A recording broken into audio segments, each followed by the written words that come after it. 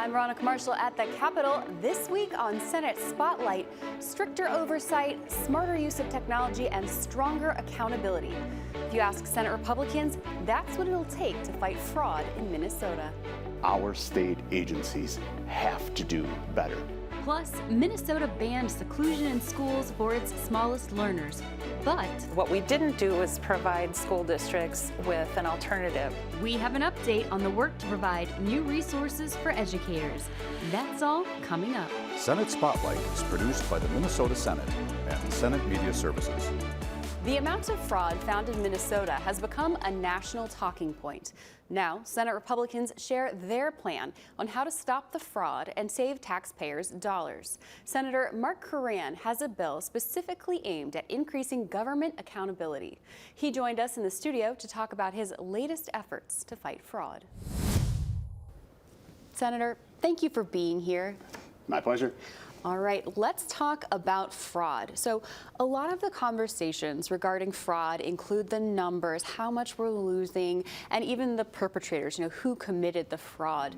But recently, it seems like a lot of the conversations are revolving around the victims and people who are being hurt by the fraud. So what are you hearing about that? Yeah, so people who listen to me, what we focused on, which kind of gets the headlines, right? $1 billion in fraud, $9 billion in fraud. Is that legit? I think it is.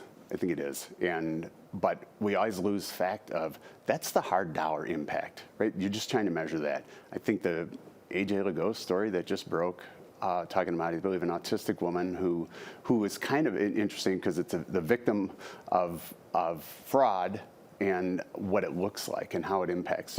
We have a real need to take care of our most needy. And in this case, somebody was paying rent for a young woman. They continued to get paid by the state of Minnesota, but then failed to pay the rent. And now this young woman is abandoned.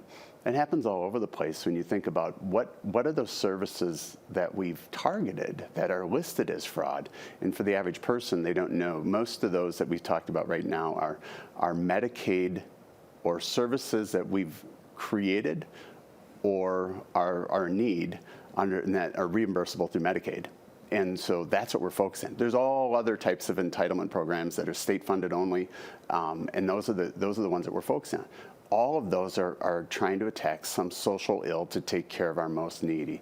When you steal from them, you leave more children in neglect and squalor, right? Living and having a difficult life. Our nursing homes, right? It's assisted living, and our disability, our group homes.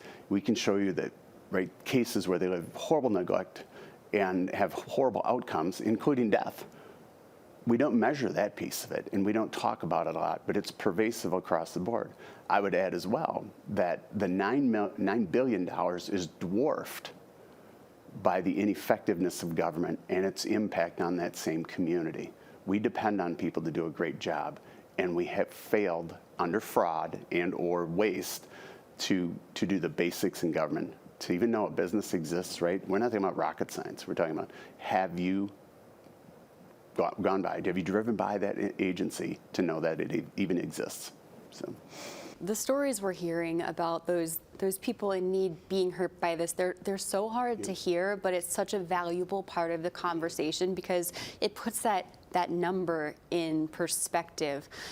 So I want to ask you, how did we get here? I think we got here because of the ineffectiveness of government. I think there's a political piece of it. If people don't realize, but some of the history, most around the Department of Human Services is kind of started. Child Care Assistance Program, it's kind of embedded because it's been consistent. I got here in 2017, and they created the Office of the Inspector General in the Department of Human Services in 2011, because in 2009 and 2010, guess what came up? Child care assistance fraud. So they created an entity to go and pursue that. They then created them, and what do we have in 2017? The Department of Human Services working in the Office of the Inspector General, whistleblowers come forward and say, we believe, our numbers show us, our spreadsheets, didn't take rocket science to create it. The anomalies are so exorbitant on a host of businesses that they believed $100 million of the $130 million was fraud.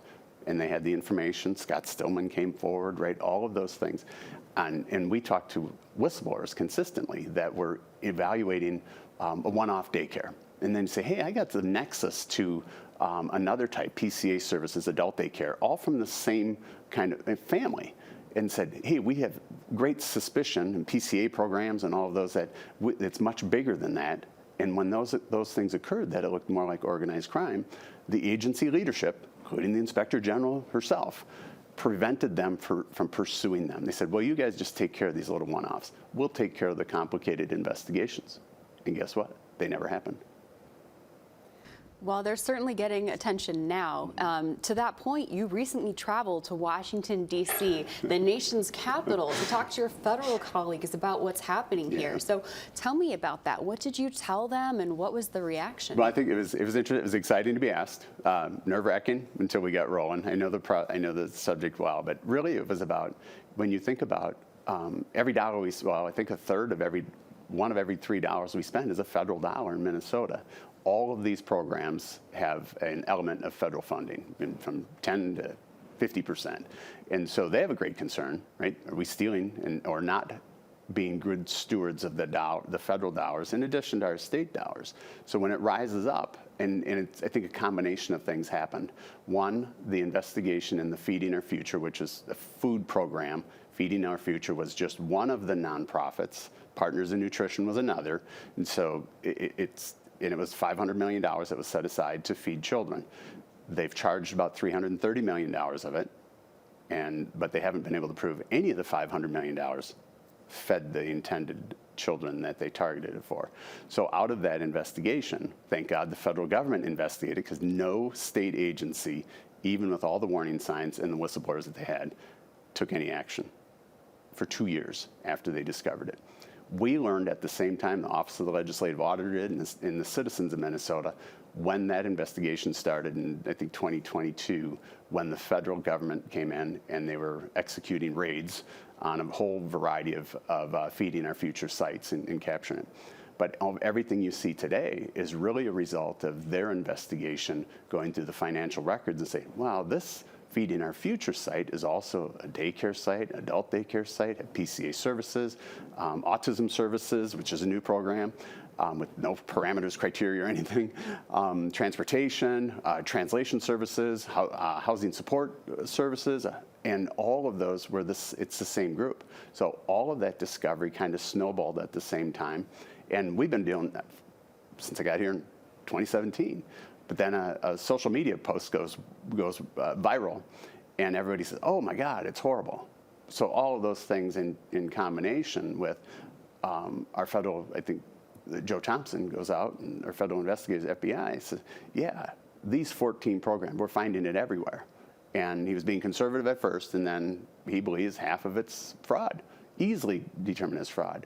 Because the latest, the couple programs that started, which were newer, which had explosive growth, autism services and housing support services, I think they went from a couple $1 million to $200 million a year, almost $800 million a year for those two programs alone. And Joe Thompson, who has the access to the financial records in their investigation, says at least 90% of that's fraud. So our federal government said, hey, why should we not require you to pay those dollars back? You were such a poor steward of the dollars which we gave you. Why wouldn't we call that back? And my response was, yeah, that's what we're worried about, because we're talking about billions of dollars here, and how would we backfill those types of issues and challenges? In the reality, when it's 90% fraud, our taxpayers also want a refund for the money that we allow to be stolen, and stolen from the most needy in Minnesota. Do you think the federal government can be a good partner for us in countering this fraud here, or is it something that we as Minnesota need to figure out internally? It's a both. So yeah, I was kind of pleased with the hearing. Normally they do the rigid 5 minutes, but it was a little bit more relaxed from that environment, that we actually started to talk about what are the solutions. It's absolutely required. The federal government, I didn't use my one line that I did it after the committee, but Senator Hawley, the bane of the existence of a state legislator is terrible federal law. And so we did talk about things like simple things people don't understand. Like when we're doing eligibility determination for somebody in Minnesota, we do it individually, and on almost every single individual that we do a determination for eligibility is based upon 1 to 3 self-attestations. well, if that's what we do, then we can get rid of the Department of Revenue auditors, because I can just self-attest everything true, accurate, and correct and be done. We can't allow that. And so we've got to do individual verification, identity validation, a whole host of things. But the federal government can impose those things or require those or tighten up the eligibility criteria and standardize the eligibility criteria, because it varies from the dozens of programs that exist. We need to standardize it, and we also need to require states to utilize all external resources to be able to validate who somebody is, where they live, where they claim they live, and where they actually live, and to do all that eligibility determination from an individual who's receiving benefits, in addition to what are those other criteria that they can impose on state oversight to ensure, did you do a site visit, and what's the penalty or consequence for you not even driving by a facility for which they haven't done. So there is a good combination. We did have a really good dialogue. If one of the testifiers was from LexisNexis, those types of data aggregators in the financial side, we could have a highly intensified eligibility determination using the best of technologies to guarantee those who we determine should get benefits receive them. Speaking of what we can do here in the state, given our current political climate, we're pretty evenly split with the different caucuses. You're as even as you can get. Yes. So do you find this to be a bipartisan issue? No, we wouldn't be here if it was a bipartisan issue. So the governor's refused to require his agency personnel to do the things that are necessary, right? They are the ones, they were very well aware, and all of his agency personnel, the Office of the Legislative Auditor, audit just on the Feeding Our Future, had nonstop issues from 2017 on the Feeding Our Future nonprofit, and yet they granted them $220 million, right? So that's a huge problem. The other part you see, last session we put together an independent office of the Inspector General, and what most don't know is we spent when there was a common interest, I believe, from some Democrats. We met every Monday from 5 o'clock till at least 7 o'clock, every week of the legislative session, 25 people. Republicans, Democrat, House, Senate, nonpartisan staff, nonpartisan legal, and everybody to craft the best bill possible. Now, it's the solution we need because it would combine all agency oversight from a criminal division, whether they call it an OIG or not, to ensure that when these types of things occur, because they were not stealing from one agency or one program, that we have an entire view over the entire state of Minnesota. And so it's probably the best, but it's also not the permanent solution. That's on the tail side after the theft or the suspicion of theft occurs and the investigation has to follow. Our state agencies have to do better. And they've failed. Even the most recent audit on the Department of Human Services Behavioral Health Administration, they didn't even do a site visit. On the ones they claimed they did, they said they did it remotely. I'm sorry, that's not acceptable to me as a legislator, to me as a citizen, period. And then we find they essentially didn't do anything and the legislative auditor found great concerns, even to the point where they lied and falsified records. So it sounds like we need to invest in resources to kind of create an oversight infrastructure to be a little more proactive and preventative and not just prosecute the fraud. But the oversight requirement resides in every agency today. It's their job. The Office of the Inspector General is just a criminal or referral for criminal investigation, right? To see if it leads to or it should lead to a referral for charging. Our agencies are charged with, they created these programs, they created the fundamental basics, the eligibility, every aspect of the program.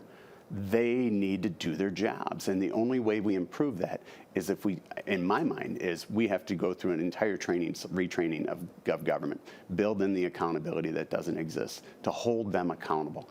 We have no naturally occurring corrective action when government gets its job wrong. It has a perverse incentive to reward itself, because what do we need? What do we need when they get it wrong and it continually fails? More money, more people, and we always get less. And when we get less, that means more people or fewer people are served in the highest capacity that we expect them to serve. And so we need to retrain them, and it's their job. If you followed some of the legislative audit committee, well, state law didn't explicitly tell us to do a really good job.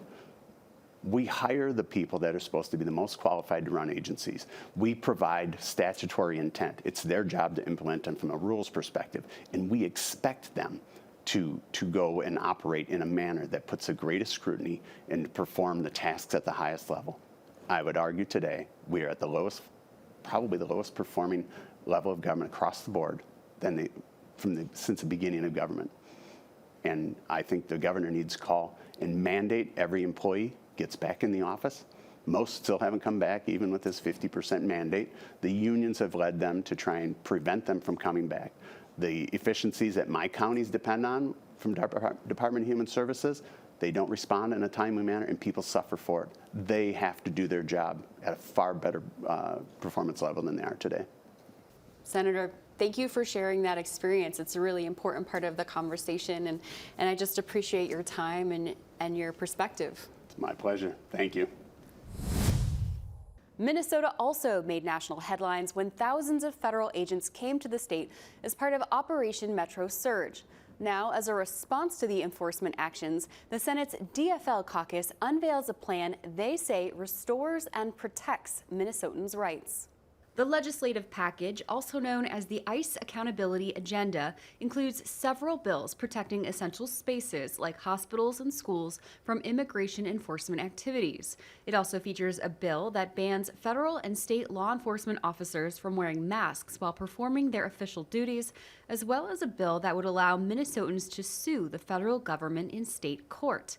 While the bills were presented solely by DFL members, they say this is not a partisan issue. This isn't a debate, in my mind, about immigration policy. This is a debate about enforcement tactics. And whether you're Democrat, Republican, left-wing, right-wing, middle-wing, libertarian, we should all be able to find common ground that the Constitution needs to be followed, that there are certain boundaries across which we are not allowed to go because they violate the First, the Fourth, the Fifth, the Sixth, the 10th Amendments of the Bill of Rights. While the federal surge has ended, DFL members say these bills are still necessary to ensure the state and residents have the tools they need to respond if ICE returns. Significant savings are on the way for Minnesota communities thanks to a bipartisan bill that passed last session. The reform was kick-started by Senator John Jasinski's bill, Senate File 285.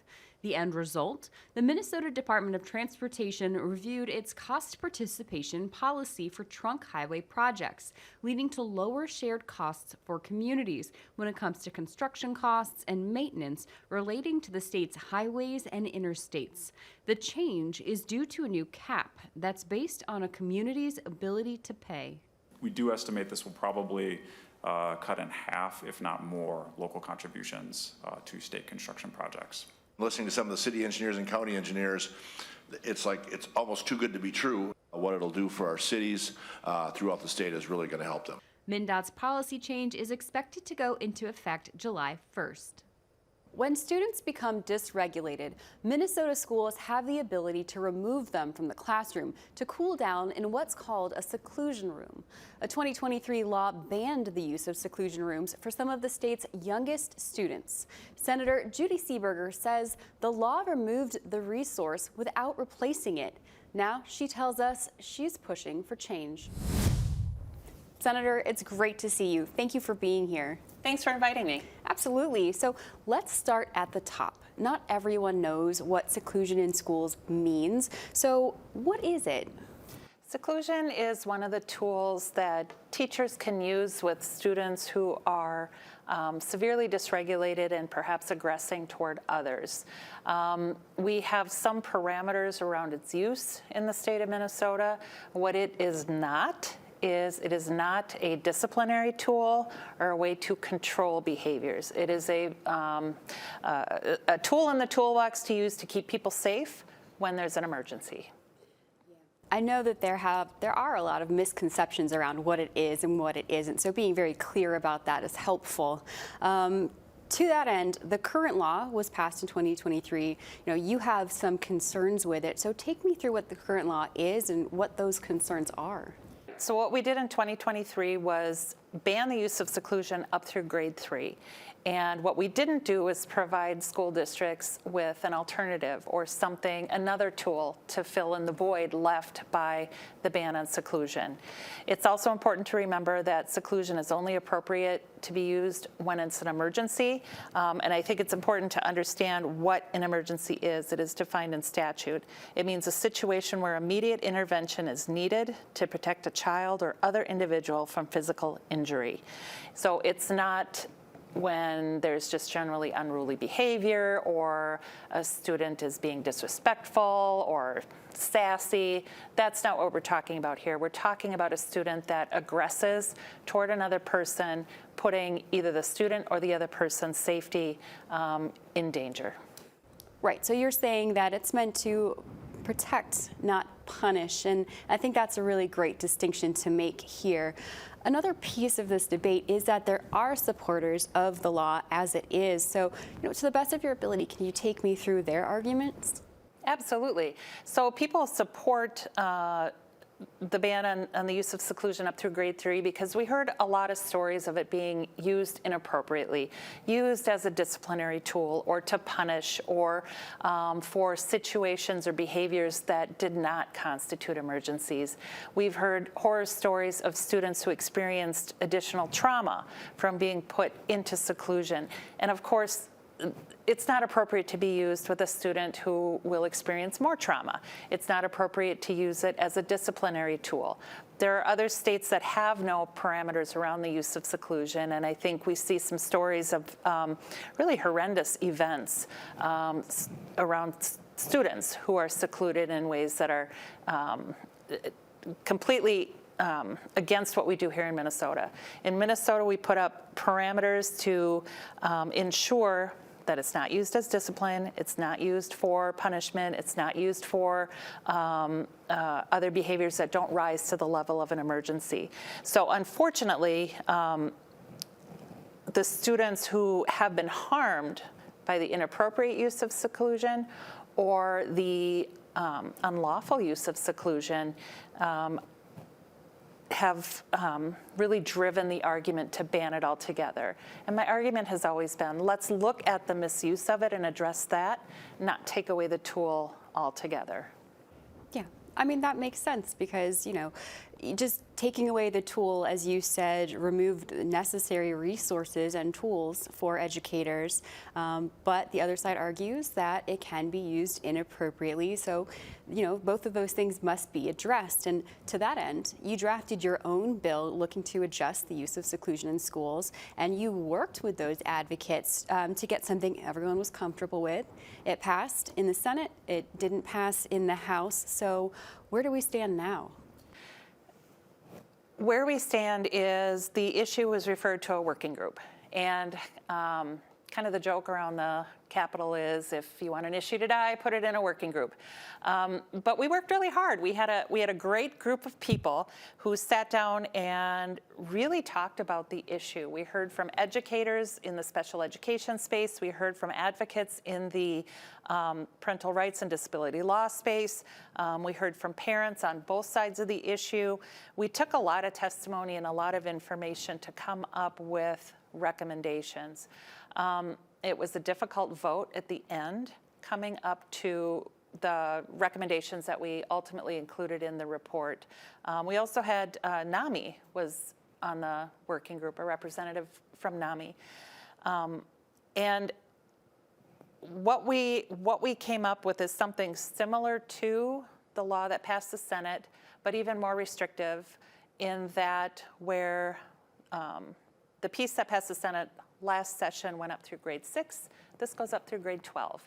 And it tries to kind of narrow the circumstances in which seclusion can be used to ensure that parents and guardians are on board with it, that they understand what it is, that they actually see the room so they can ask questions, that they have interpreter services if they need it, and that any consent to using seclusion is explicit consent rather than implicit. In other words, if I don't hear from you, we'll assume you consent. So putting in a lot of safeguards along the way so that everyone is on board. And then if seclusion is used, there are reporting requirements if it's used more than a couple times in a month. the whole IEP team comes back. So it's meant to ensure that it is not misused, it's not overused, it's not traumatic to the child, and that the entire team is involved in the process of how do we best support this student given their complex needs. Talk to me a little bit about what makes this topic so complicated or contentious.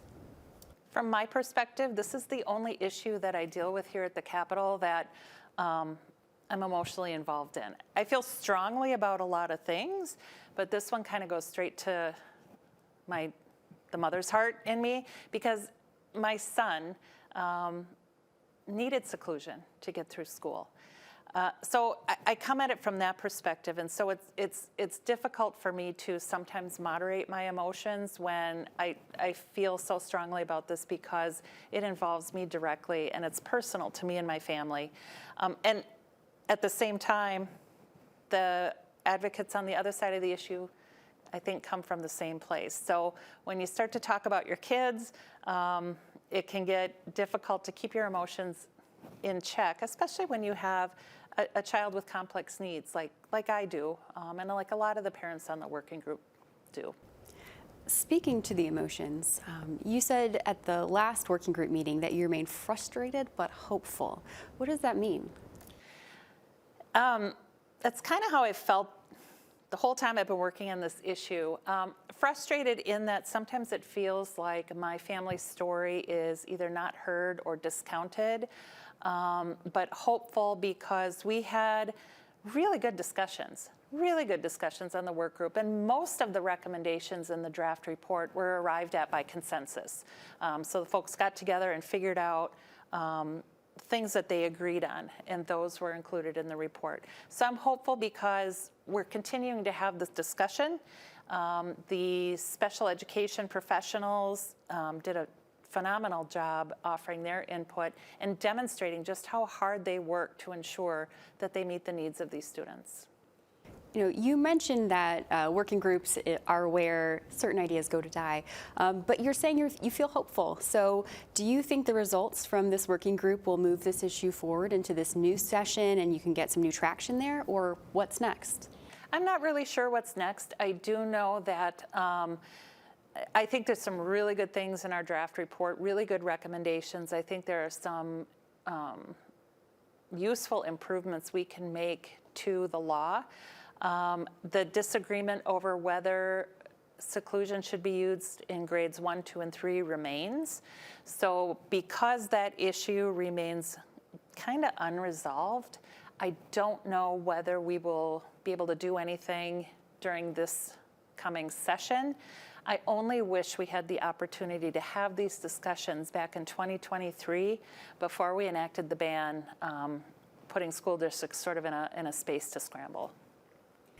Well, hopefully that they get some more resources soon, and especially with your help and your focus on this topic and keeping it front and center. Senator, thank you for sharing your experience and the work group's finding with us today. Thanks for having me here. That's all the time we have today. Thank you for joining us, and see you next time.